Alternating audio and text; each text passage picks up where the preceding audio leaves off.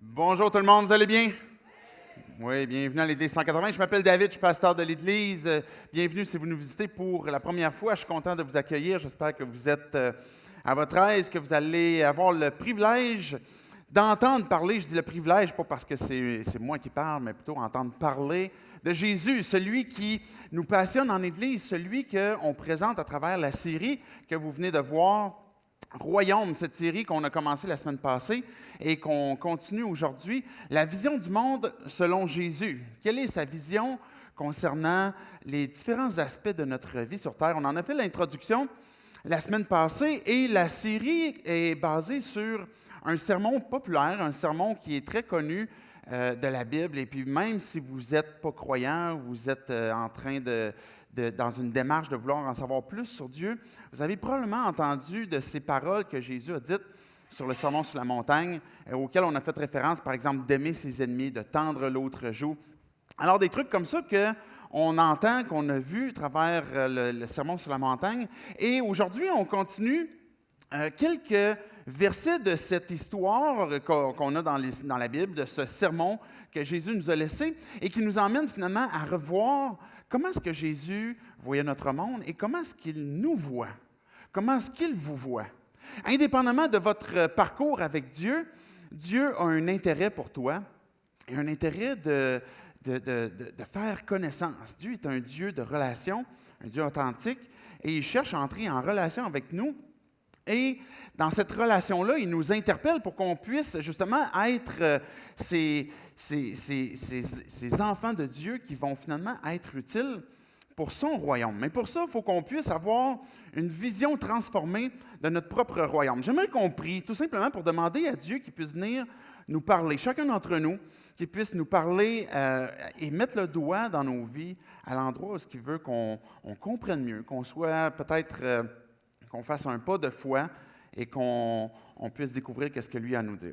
Alors, juste avant qu'on fasse la lecture, on va prier. Dieu, on veut te dire merci pour cette occasion qu'on a ce matin de pouvoir lire ta parole, de pouvoir lire ce sermon, Jésus, que tu nous as laissé, du moins en partie. Et je te prie que tu puisses venir nous parler à chacun d'entre nous, qu'on puisse être touché, Dieu, par ton esprit, et que tu puisses venir nous montrer qu'est-ce que toi tu désires, qu'est-ce que toi tu veux nous révéler. Et qu'on puisse découvrir, Dieu, comment est-ce que ta vision, comment est-ce que Jésus, ta vision du monde peut transformer nos vies et ultimement aussi notre propre vision de nous-mêmes et du monde et de toi. Et c'est en ton nom, Jésus, qu'on prie ces choses. Amen. Amen.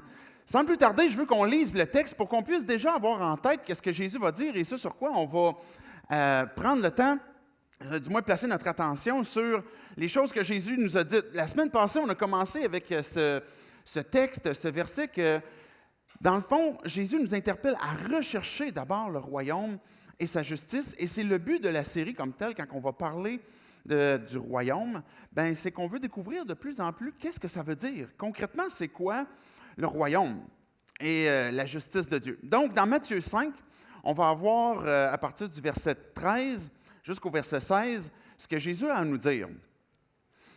Vous êtes le sel de la terre, mais si le sel perd sa saveur, avec quoi la lui rendra-t-on? Il ne sert plus qu'à être jeté dehors et piétiné par les hommes. Vous êtes la lumière du monde. Une ville située sur une montagne ne peut pas être cachée.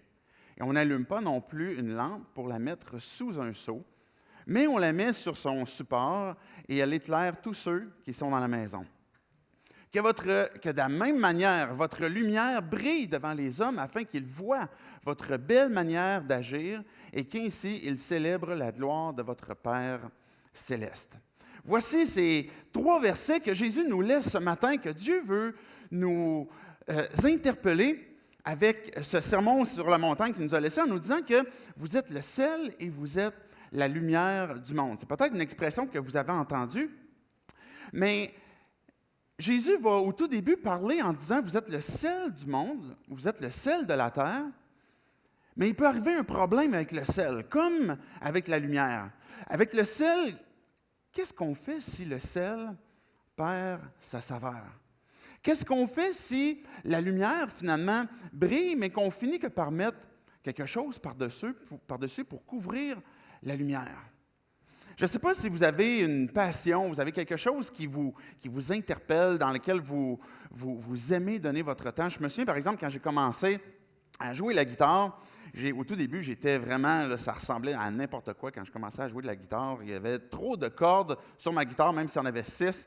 Dans ma tête, il y en avait trop. Et là, on essaye de faire des accords. Si vous avez déjà appris un instrument de musique, bien, vous avez eu cette expérience comme quoi qu'à un moment donné, au tout début, ça ne marche pas. Là. Comment ça se fait que ça ne sonne pas bien? Mais s'il y a quelque chose qui nous passionne, par exemple un artiste qui nous intéresse, par exemple une raison pour laquelle on voudrait jouer de cet instrument, parce que vous voulez jouer la guitare à votre amoureux ou amoureuse, vous voulez par exemple jouer de la guitare à vos enfants qui vont naître bientôt, peu importe. Alors vous avez une motivation, il y a quelque chose qui peut nous amener à vouloir apprendre cet instrument-là. Et moi, c'était justement de pouvoir jouer de la guitare à mes enfants, à un groupe de jeunesse, etc. Être capable d'apporter ma guitare sur le bord d'un feu de camp. Il me semble que tout le monde rêve de pouvoir faire ça, d'être des guitareux de feu de camp. Et finalement, j'ai poursuivi cet intérêt-là. J'avais une passion. Et puis là, je me souviens que je regardais des YouTube, je regardais des trucs. J'ai plutôt été autodidacte. Je n'ai pas vraiment suivi de cours pour apprendre. Mais il y avait quelque chose qui me passionnait, il y avait quelque chose qui m'interpellait et que je voulais savoir de plus en plus. Il y avait des groupes de musique, j'aimais beaucoup du type Lynyrd Skynyrd ou CCR, il y a des incontournables là, des années 70. C'était mon type de tune que je voulais jouer et qui faisait en sorte que j'étais passionné par ça. Mais de fil en aiguille, avec le temps, à un moment donné, peut-être on a un petit peu moins de temps, il faut faire d'autres choses, je ne peux pas toujours aller apprendre ma guitare, pratiquer mes gammes, etc. Et de fil en aiguille, la vie a fait en sorte que cette passion-là est comme disparue presque. Une fois de temps en temps, je vais dépoussiérer ma guitare qui est toute désaccordée puis tout croche. Et puis, je vais l'amener sur le bord d'un feu de camp. Puis là, bon, c'est correct. Mais qu'est-ce qui fait qu'à un moment donné, on arrive à un point que ce qui nous passionnait au tout début a perdu son élan en cours de route. Peut-être que c'est un nouveau job que tu as et qui te passionne, qui t'interpelle. Et puis peut-être qu'à un moment donné, avec le temps, ton travail te passionne de moins en moins et ça devient de plus en plus lourd. Peut-être que c'est un sport que tu as découvert, que tu t'es mis à pratiquer, tu t'es mis à t'entraîner, tu t'es mis à faire différentes pratiques pour rendre de plus en plus efficace la pratique de ton sport. Et tu te retrouves peut-être après quelques temps, peut-être tu as commencé comme le 1er janvier, tu dis que là, je commence le sport, je vais aller au gym. Et puis là, tu te retrouves finalement, on est le 15 septembre, puis on se dit, oublie ça, ça ne fonctionne plus. Qu'est-ce qui s'est passé entre-temps qui fait qu'on avait une passion qui, à un moment donné, s'est essoufflée, puis qu'on ne la pratique plus? Peut-être même que ça peut être une relation amoureuse à un moment donné où on a ces papillons-là du début. Il y a quelque chose qui fait que la personne nous intéresse, nous interpelle. On a envie de passer du temps avec, on a envie de l'appeler, on a envie de lui écrire. On envoie 1000 textos par jour et on s'appelle la nuit, etc. Puis qu'à un moment donné, la personne est « Oh, ça m'intéresse moins. Il me semble que les papillons du début sont plus là. Puis il me semble que quand elle m'appelle, elle me tape ses nerfs. » Et on a dans notre personnalité, dans notre genre humain, ce type d'intérêt que l'on a, dans lequel on peut être passionné, on va se lancer, puis à un moment donné, ça va tranquillement s'estomper, puis ça n'aura plus nécessairement toujours, en tout cas, une avancée ou un progrès dans ce dans quoi on voulait initialement s'investir. Et quand on réfléchit finalement dans notre perspective de notre relation avec Dieu, bien là, on a peut-être cette crainte de « Est-ce que je suis en danger de refaire la même chose finalement avec Dieu? Est-ce que je suis susceptible de... » À un moment donné, dans ma vie, je suis très interpellé par Dieu. Il y a des choses qui me montrent, qui vont me révéler. Je vais lire la Bible. Il me semble que Dieu me parle. À chaque fois, je vais prier. J'ai l'impression que vraiment la connexion est à son maximum. Et qu'à un moment donné, de fil en aiguille, cette passion, cette relation-là s'estompe. Puis à un moment donné, on se réveille un matin et on se dit, il me semble que je suis loin de Dieu. Est-ce que c'est normal que j'ai perdu cette fougue, cette ferveur, cette passion de Dieu? Et peut-être que vous l'avez déjà vécu, peut-être que vous êtes dedans présentement, peut-être que ça vous attend dans quelques temps. Et et on va se questionner à savoir, ben c'est quoi j'ai fait? Et c'est quoi que je devrais faire? Pourquoi est-ce que ça m'arrive? Et on se culpabilise et puis on essaie de revenir en arrière et surtout, on va se distancer pour, ben je vais remettre les choses en règle pour pouvoir éventuellement revenir. Qu'est-ce qui fait qu'à un moment donné, Jésus dit, le sel perd sa saveur? Qu'est-ce qui fait qu'à un moment donné, la lumière ne brille de moins en moins? C'est quoi qu'on a fait? C'est quoi qu'on a arrêté de faire? C'est quoi qu'on devrait faire mieux ou faire plus?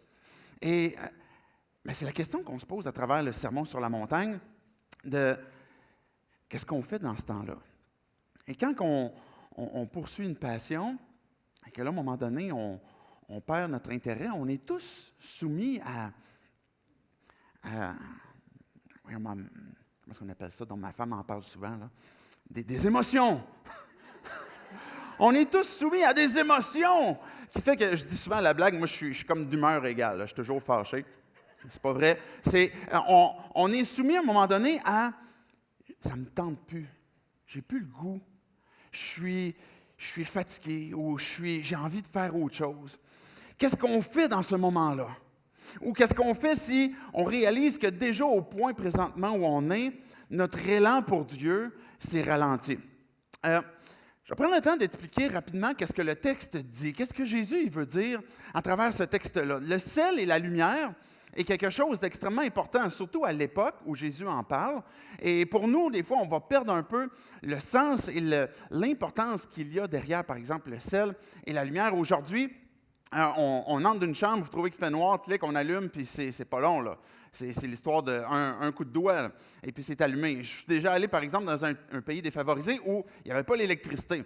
Et pour avoir la lumière, là où on était, ben, c'était beaucoup plus compliqué. Si on voulait avoir de l'eau courante, c'était beaucoup plus compliqué. Et à l'époque, ben, c'est le cas. La lumière n'est pas autant accessible, mais surtout quand elle va briller d'une façon très évidente. Le sel a cette double fonction, on pourrait dire au moins, cette double fonction qu'il y avait à l'époque de conservation et aussi de conservation, préservation, une idée de purifier aussi. Par exemple, on pouvait mettre du sel sur de la viande, sur des trucs qu'on voulait conserver pendant un temps, qu'on voulait purifier. Et ça toujours dans le même sens, ça a une fonction de ralentir que l'aliment finalement va pourrir. Donc, ça ralentit la déchéance, par exemple, d'aliments. Et quand Jésus va dire « vous êtes le sel de la terre », bien, ça implique aussi cet élément comme quoi qu'il y a une préservation. Il y a quelque chose qui est retenu à travers ce que Jésus fait sur la terre, à travers ses enfants. On va juste revenir au premier verset pour qu'on puisse relire qu'est-ce que Jésus dit. Pas cette partie-là, mais au premier verset qu'on a lu tantôt, « Vous êtes le sel de la terre. Mais si le sel perd sa saveur, avec quoi la lui rendra-t-on? Il ne sert plus qu'à être jeté dehors et piétiné par les hommes. » Le sel que l'on a aujourd'hui ne perd pas sa saveur comme telle. Mais à l'époque, ce qui arrivait, c'est qu'on mélangeait le sel avec différentes choses et qu'à un moment donné, il pouvait arriver que le sel était tellement mélangé qu'il a perdu sa propriété initiale que de préserver. Et sa deuxième propriété aussi qui était de rehausser la qualité des aliments. Jésus va faire référence au sel que le sel est quelque chose qui donne de la saveur, est quelque chose qui a une utilité, mais qui va aussi mettre en relief les belles et bonnes choses qui sont sur la terre.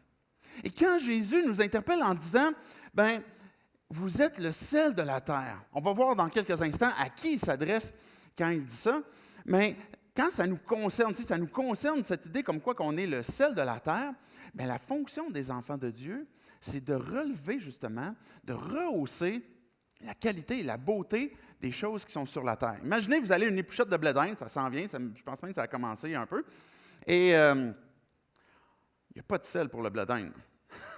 C'est comme un classique. Je ne sais pas si vous mettez du sel. Moi, on ne voit quasiment plus mon blé d'Inde en dessous du sel. Et puis le beurre aussi, il y a un peu d'abus, j'avoue. Le sel va donner sa saveur au blé d'Inde. Et il n'y a pas personne qui, quand il est dans une épluchette, va dire « Hey, mais quel sel! Hey, ton sel, il était vraiment bon. » C'est du sel. Il n'y a personne qui trouve ça bon comme tel, juste du sel tout seul. Le sel a cette fonction, justement, de rehausser ce qui est beau, ce qui est bon, et de retenir aussi le mal qu'il peut y avoir autour de nous. Pas parce qu'on est de la police, parce qu'on a nous-mêmes cette transformation dans nos vies, dans nos cœurs, dans nos pensées, que l'Esprit vient faire dans notre vie pour que nos valeurs, notre cœur, nos pensées soient transformées en fonction de ce que Jésus veut être. Et c'est pourquoi il va dire « Vous êtes le sel de la terre ». Il parle aussi de la lumière au verset 14. « Vous êtes la lumière du monde ». Et une ville située sur une montagne ne peut pas être cachée. Jésus va dire que c'est impossible qu'une ville qui est éclairée soit cachée.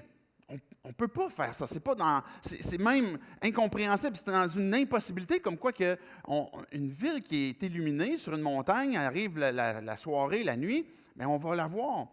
Et on n'allume pas non plus une lampe pour la mettre sous un seau. On va la mettre sur son support pour que tout le monde soit éclairé. La lumière a une fonction qui est évidente, qu'on comprend bien.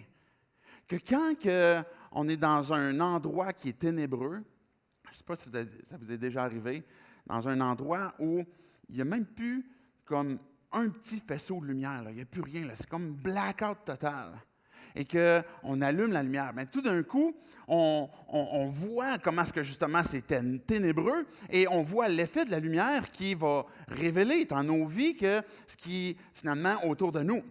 Et la lumière va avoir cette fonction-là, finalement, d'apporter cette lumière tant dans nos vies qu'autour du monde. Regardez, j'ai apporté un texte de 1 Jean pour apporter l'éclaircissement aussi sur ce que Jésus est en train de dire.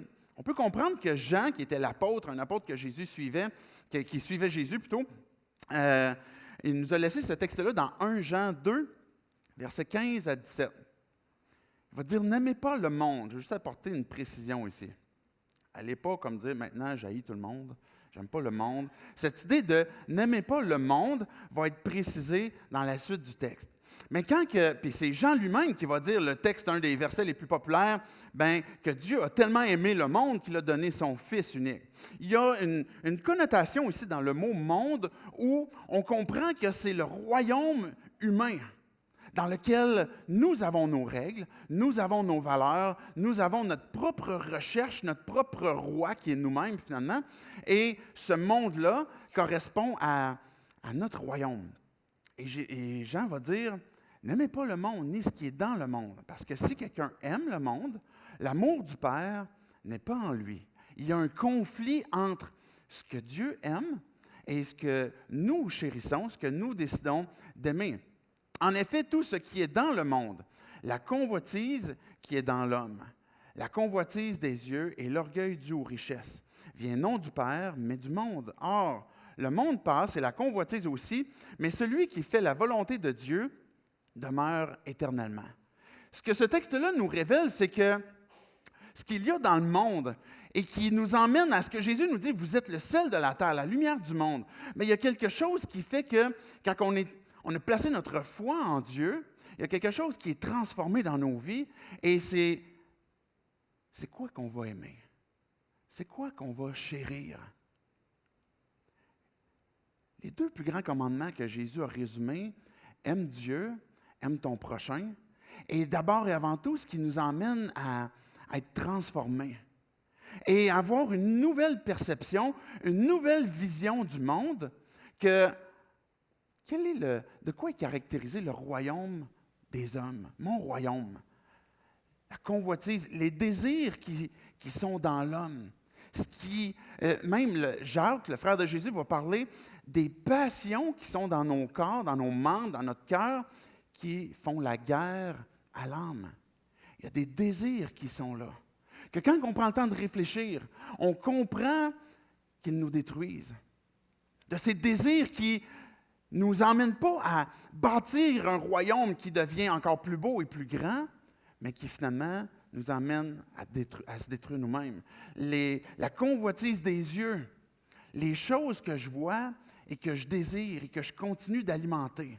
Et ça ne veut pas dire qu'on ne devrait pas reconnaître. On parlait du sel tantôt qui va rehausser la valeur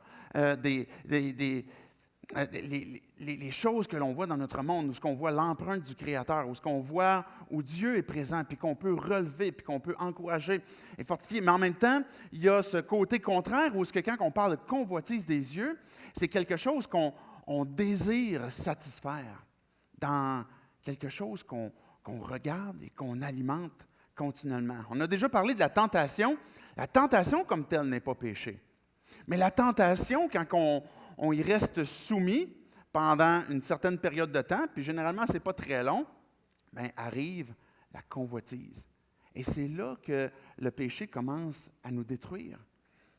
Ce désir qu'on commence à alimenter quelque chose au fond de nos cœurs. Dans la suite du Sermon sur la montagne, Jésus va parler de colère. En passant, j'ai fait une petite parenthèse supplémentaire. Je voulais parler aujourd'hui de colère.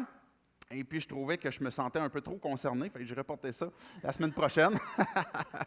C'est une joke, mais ça ne l'est pas en même temps. Mais en fait, je voulais m'assurer de voir ce pont, ce texte qu'on est en train de voir avec le sel et la lumière pour qu'on puisse aussi faire un meilleur pont avec ce qui va suivre avec la colère. Mais quand Jésus va parler de colère, par exemple, de choses qui sont dans nos cœurs, dans nos pensées et qui nous emmènent éventuellement à poser des actions, comme par exemple, Jésus va parler d'infidélité, il va parler de meurtre, il va parler de toutes sortes de trucs qu'on fait en action. Et quand Jésus va en parler, bien, il va dire, en fait, le problème n'est pas tant ce qui est à l'extérieur, mais le problème est là où ça a commencé, qui est quelque chose où dans mon cœur, j'ai désiré de quoi.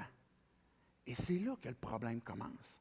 Et dans notre royaume terrestre, humain, bien, on s'arrête aux actions, mais on ne va pas souvent plus loin à d'où vient cette action-là.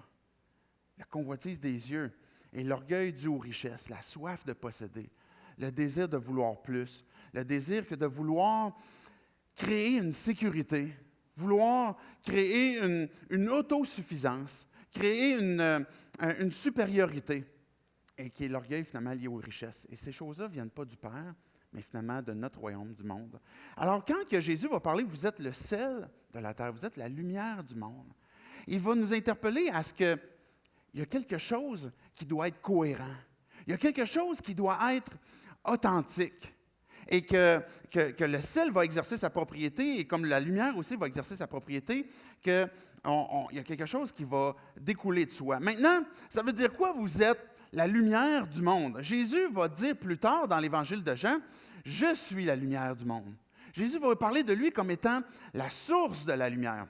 Dans l'Ancien Testament, peut-être que vous avez déjà entendu cette histoire-là, on parle à un moment donné de Moïse. Je vais apporter un court verset. En fait, j'aurais pu en apporter un peu plus long. Dans Exode 34, verset 29, Moïse, peut-être vous avez déjà vu le film, le vieux film à l'époque où on voit Moïse qui redescend en bas avec les tables en pierre de la loi. Et puis il redescend avec ça, c'est ce bout-là. Moïse descendit du mont Sinaï, les 2 tables du témoignage à la main, les tables de pierre. Il ne savait pas que la peau de son visage rayonnait parce qu'il avait parlé avec l'Éternel. Moïse, il descend, puis il illumine le gars. Il est incandescent. Puis même la suite du texte va nous dire que c'est à un point tel que t'allumes trop, là. On a de la misère à dormir, Moïse. Fait que mets-toi un voile, tu sais, on ferme les rideaux, là. Bien, Moïse avait comme ce petit voile où on ferme le rideau, pour que justement, les gens voyaient cette lumière-là, étaient dérangés, puis trouvaient ça comme, bien, justement, trop. Et Moïse devait faire ça. Maintenant, comment il a fait ça? Comment il a fait pour être autant lumineux? Et là, il y a un aspect, évidemment, qui est terrestre, où ce qu'on voit Moïse qui illumine, etc. Mais derrière ça, il y a une vérité qui est spirituelle. Et que même dans le Nouveau Testament, il va y avoir ce même texte qui va être apporté, comme quoi que Moïse reflétait justement la gloire de Dieu. Mais à combien plus forte raison, ceux qui participent à la nouvelle vie en Jésus-Christ, de chacun d'entre nous, on est aussi ce même témoin, comme Moïse l'était, de la gloire de Dieu. La gloire de Dieu, c'est la présence de Dieu dans nos vies. Comment je le dirais? cette impression de poids, de lourdeur, de honneur qui est donnée à Dieu et qui finalement montre comme quoi que Dieu est présent, que Dieu est là. L'évangéliste Jean, justement, il va parler au tout début de son évangile en disant « On a contemplé la gloire de Jésus ». Et ce n'est pas que Jésus est venu dans sa gloire qu'il avait dans le ciel, mais dans la présence qu'il avait sur terre. Les gens qui étaient autour de lui sentaient et comprenaient qu'il était glorieux, que Jésus portait cette gloire-là. Maintenant, c'est quoi que Moïse a fait pour pouvoir être aussi lumineux? Il ne savait même pas lui-même, mais c'est parce qu'il était allé parler avec l'Éternel. Des fois, on va vouloir forcer. Je vais être une lumière encore plus. Là, je passe du 40 watts au 60 watts. Et là, on va devenir encore plus lumineux. Puis pourtant, de la même façon que Moïse est devenu ce témoin de la gloire de Dieu, on peut être aussi ce témoin de la gloire de Dieu dans sa présence, uniquement, et sans forcer. Quand Jésus va parler, vous êtes la lumière du monde. C'est à ça qu'il est en train de nous interpeller, que vous n'êtes pas la source de la lumière, mais quand vous êtes près de sa source, le ministère que Dieu vous a confié fait en sorte que quand vous êtes en proximité avec lui, nécessairement, vous allez être une lumière à cause de cette proximité qu'il y a. Et il va terminer le texte, on revient au verset 16 de Matthieu 5, le verset 16, le dernier verset qu'on a lu ce matin, du Sermon sur la montagne, que de la même manière, votre lumière brille devant les hommes, sans la cacher. Qu'est-ce qui fait qu'à un moment donné, notre lumière est cachée, que le sel a perdu sa saveur? Qu'est-ce qui fait qu'à un moment donné, on a voulu recouvrir notre témoignage, notre appartenance peut-être à Jésus, notre façon de vivre authentique, de notre marche avec Jésus, ou dans une poursuite que si tu es en train de vouloir en savoir plus de Dieu, que tu es peut-être dans ce même dilemme où j'ai perdu ma passion du début quand je me suis mis à chercher. Puis, qu'est-ce que je fais maintenant? Qu'est-ce que je dois faire? Quand Jésus nous dit que vous êtes la lumière du monde, mais que de la même manière, votre lumière brille devant les hommes, sans qu'elle soit voilée ou cachée, pour qu'ils puissent voir votre belle manière d'agir, et qu'ainsi ils célèbrent la gloire de votre Père céleste.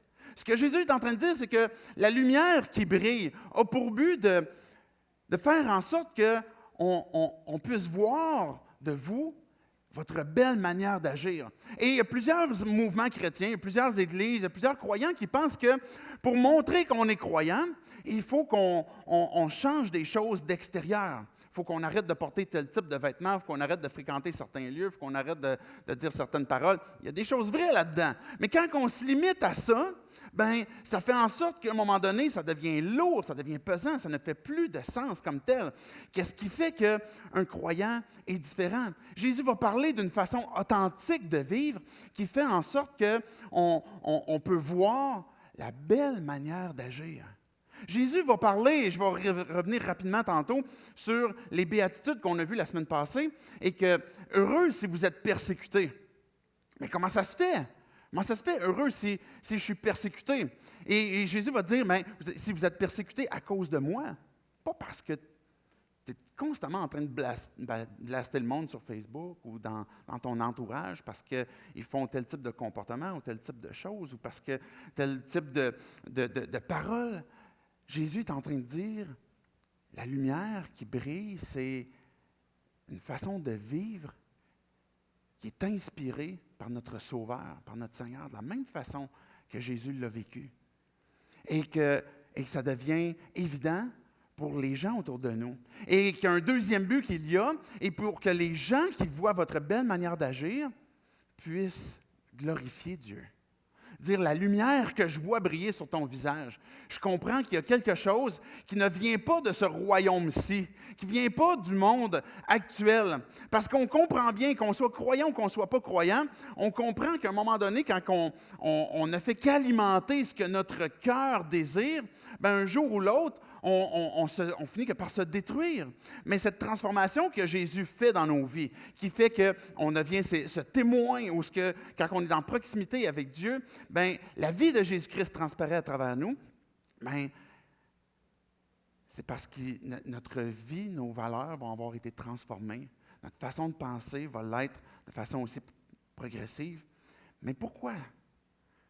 Qu'un jour, on peut se réveiller, puis, il me semble que je me sens loin. Qu'est-ce qui s'est passé, Dieu? Qu'est-ce qui s'est passé pour que j'en suis là? C'est peut-être la question que tu te poses. Peut-être que tu te poses la question, comment je fais? Qu'est-ce que je dois faire en attendant? J'ai essayé de regrouper certains problèmes qui peuvent nous amener à nous éloigner, à faire en sorte que le sel perd sa saveur, que la lumière peut être recouverte, que cette passion-là s'est estompée. Ça peut être un problème de fardeau trop lourd. Peut-être que tu abordes la vie chrétienne avec un peu ce qu'on vient d'énumérer, comme quoi que, il faut que je fasse la lumière. Il faut que je fasse le sel sur mon monde. Il faut que je ressemble de plus en plus à Jésus. Il faut que je sois doux. Il faut que je sois rempli de bonté. Il faut que je pleure. Ça, j'ai la misère à pleurer. Alors, on se rappelle les béatitudes, là, heureux ceux qui. Alors, ça veut dire qu'il faudrait que je sois plus bon. Il faudrait que même si quand je vais être persécuté, je vais être heureux là-dedans aussi. Et que peut-être que tu t'es refroidi, que tu t'es épuisé à cause d'un problème de fardeau trop lourd, qui ne correspond pas à ce que Dieu a voulu pour nos vies. Peut-être que tu as même commencé cette démarche envers Dieu, à vouloir en savoir plus sur lui, à vouloir le connaître, et que tu as abordé le christianisme, que tu as abordé Jésus. Et je ne parle pas d'Église, là, parce que des fois, dans l'Église avec un grand E, il peut y avoir toutes sortes de distorsions. Mais quand on commence à suivre Jésus, on pourrait justement intégrer de ces distorsions qu'on a reçues à gauche et à droite de ce que c'est la religion, pour dire, maintenant, il faut que je fasse ça, il faut que je gagne mon ciel, il faut que je fasse telle affaire.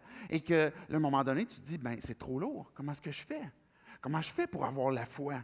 Et j'ai l'impression que je ne serai jamais capable de croire complètement parce que j'ai encore du doute, j'ai encore des choses qui me perturbent, j'ai des choses qui ne sont pas répondues. Alors, ça peut devenir un problème de fardeau trop lourd. Il faut que je fasse la différence.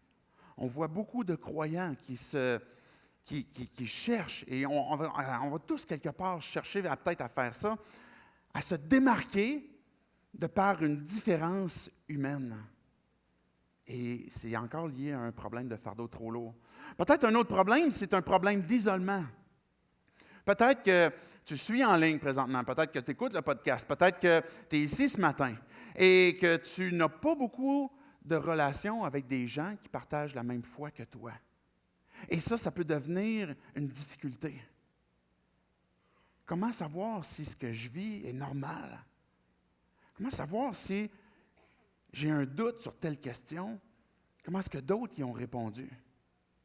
Comment je fais si, à un moment donné, je suis découragé, je vis une souffrance, je vis une épreuve? Dans l'isolement, comment je vais faire pour avoir la consolation? Que Dieu peut venir consoler ton cœur directement. Oui, c'est vrai, Dieu va venir te parler. Dieu va se révéler à travers la parole. Dieu va se révéler à travers la prière. Mais il y a une partie importante de la façon que Dieu se révèle qui est à travers la communauté. Et peut-être que c'est un problème d'isolement. Et pourquoi l'isolement? Peut-être que des fois, ça peut être une question de gêne, une question des fois de déception par rapport à l'Église. Mais ça peut être un problème comme quoi que, une fois qu'on est isolé de la communauté, ça devient difficile à poursuivre. Si vous pratiquez, que ce soit un instrument de musique, que vous arrivez dans une période plus difficile, où ce que votre entrain pour votre instrument est en train de s'estomper, mais que vous faites partie d'un band de musique, vous allez avoir cet input des autres qui vont être auprès de vous, qui vont pouvoir vous communiquer leur passion. Si vous êtes passionné, par exemple, par un sport quelconque, vous voulez retrouver, par exemple, la forme, vous voulez faire de la nage, peu importe ce que ce serait, vous arrivez à un point où est-ce que ça devient difficile. Bien, le fait d'avoir des gens près de vous qui vous aident à persévérer, à avancer, ça aide à continuer.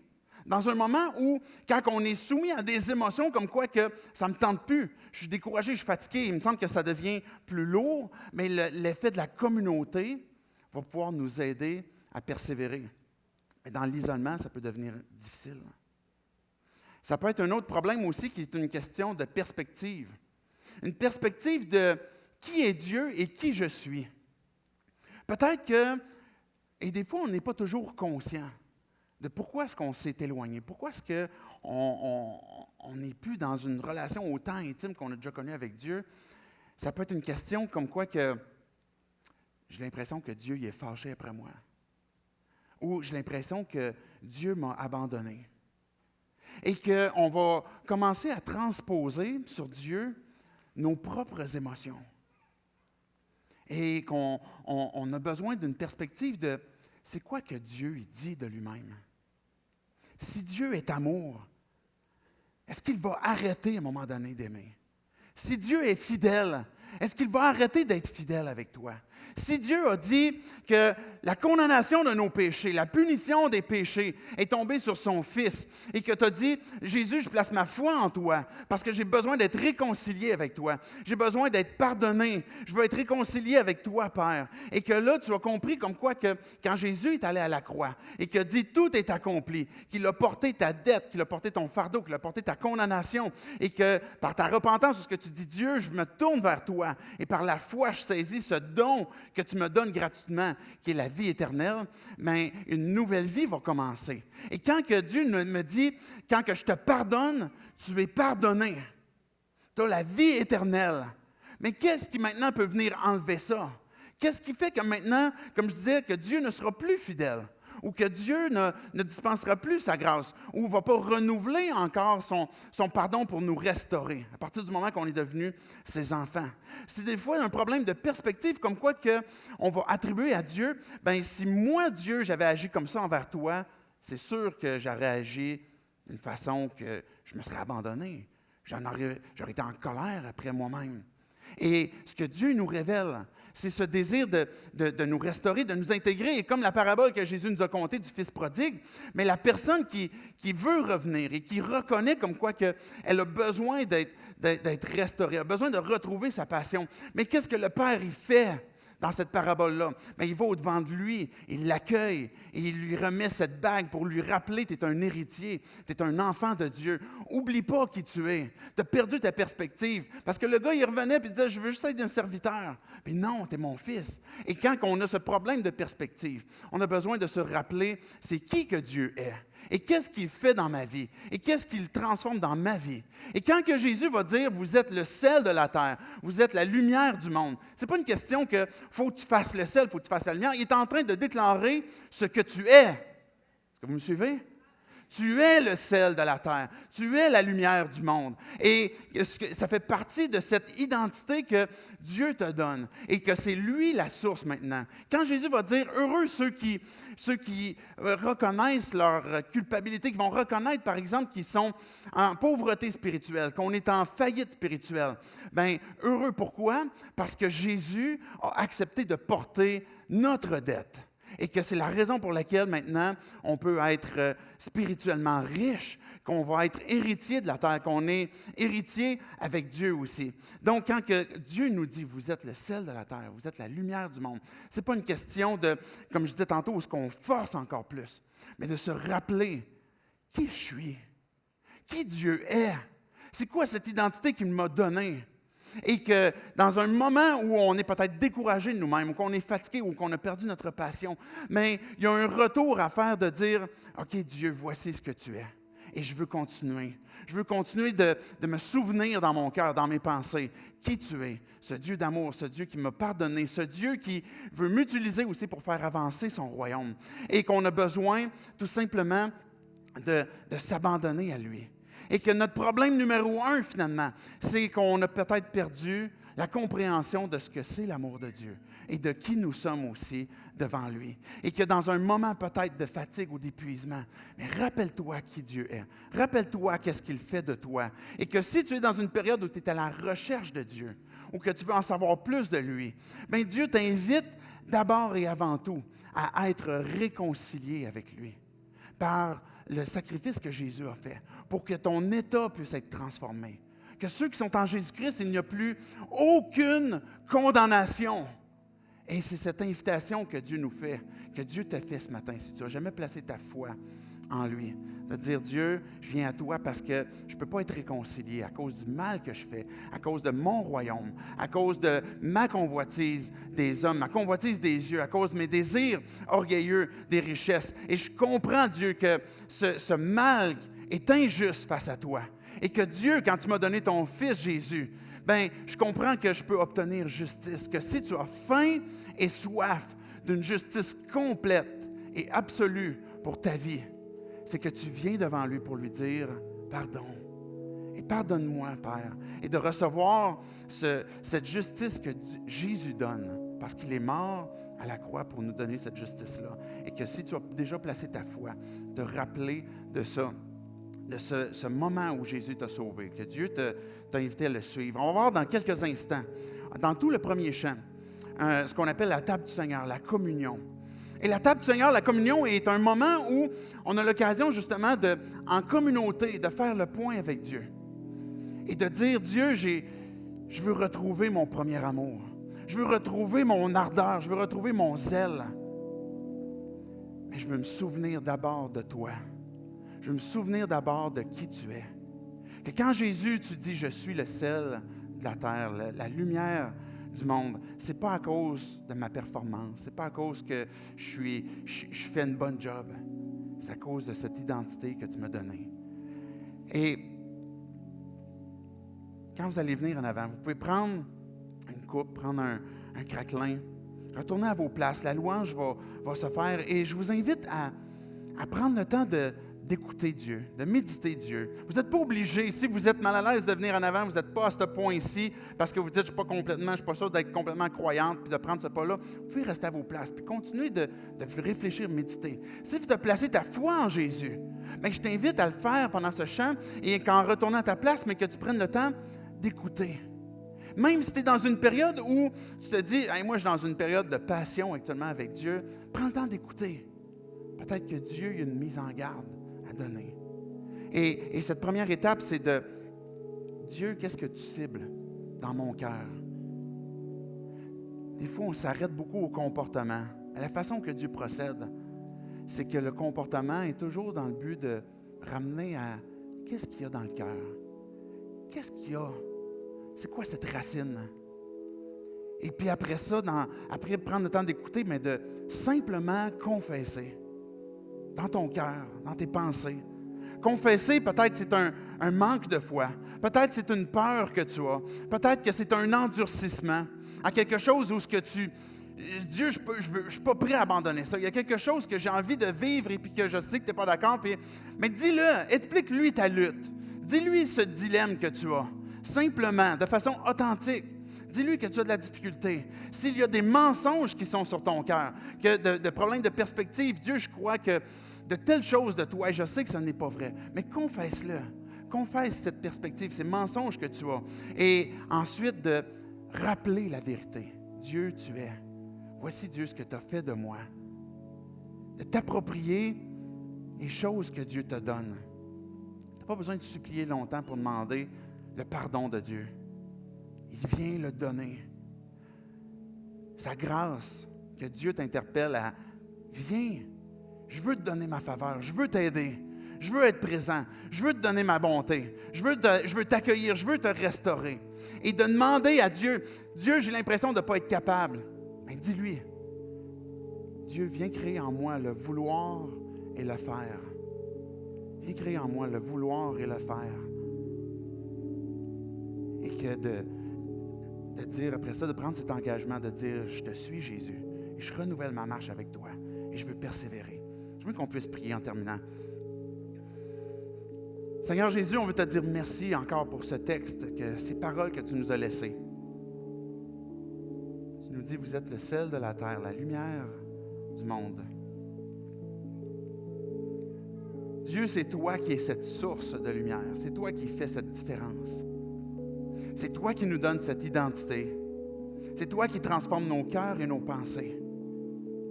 Et Dieu, on se retrouve peut-être ce matin dans une situation où on est découragé de nous-mêmes, où on n'a peut-être plus envie, où est-ce qu'on se sent loin. On a envie de s'isoler. On a envie d'arrêter de peut-être te servir, de vouloir raconter ce que tu fais. Peut-être à cause d'une honte, peut-être à cause d'une culpabilité. Ce matin, Dieu, on veut tout simplement écouter qu'est-ce que toi tu as à nous dire. Arrêtez de parler et écoutez qu'est-ce que toi tu veux nous dire. Comment tu nous interpelles, Dieu, à abandonner le mensonge qui nous sépare de toi. Abandonner les pensées qui trahissent qui tu es ou qui nous sommes. Abandonner, Dieu, nos peurs, notre manque de foi. Abandonner ce qu'on voudrait cacher. Te confesser, Dieu. Simplement dire qu'est-ce que tu as à nous dire. Se repentir. Serrer la vérité dans nos cœurs. Et s'approprier cette vie. Jésus, on veut être ce sel et cette lumière. Pas de par notre performance, pas parce qu'on est capable, pas parce qu'on a bien réussi, mais parce qu'on te fait confiance. Parce que c'est toi, Dieu, qui en est la source. Parce que Dieu, c'est en se rapprochant de toi que cette gloire va pouvoir paraître. Pas parce qu'on est bon vendeur, mais Dieu, parce que tu vas transformer nos vies. Et c'est de ça qu'on a besoin, Dieu. Que tu puisses venir restaurer cette passion dans nos vies. Pas parce qu'on se compare à d'autres, mais parce qu'on se rappelle qui tu es et qui tu veux que nous soyons à chacun d'entre nous. Pas se rappeler, Dieu, comment est-ce que dans le passé on était, comment est-ce que ça a bien réussi et se comparer maintenant à aujourd'hui. Mais se serrer, Dieu, cet appel que tu nous fais pour aujourd'hui. Que cette passion, Dieu, puisse être renouvelée aujourd'hui. Que tu puisses nous utiliser encore aujourd'hui. Qu'on puisse, Dieu, avoir les yeux tournés vers l'extérieur, les yeux levés vers le ciel, vers toi, Dieu, qui nous délivre, plutôt que sur nous, sur nos incapacités, sur nos manques. Mais délivre-nous, Dieu, on a besoin de toi. Donne-nous encore cette grâce, Dieu, qu'on a besoin, parce qu'on renouvelle notre confiance en toi, notre marche en toi.